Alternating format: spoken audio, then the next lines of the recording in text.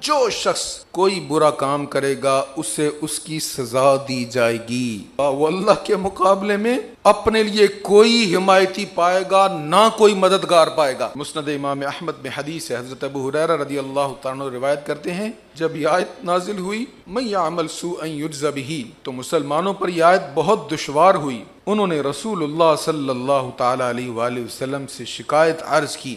آپ نے فرمایا نیک عمل کرنے کی کوشش کرتے رہو۔ یہ نہیں فرمایا کہ اس آیت میں جو حکم ایسے نہیں ہے، کرتے رہو، نیکیاں کرتے رہو کرتے رہو۔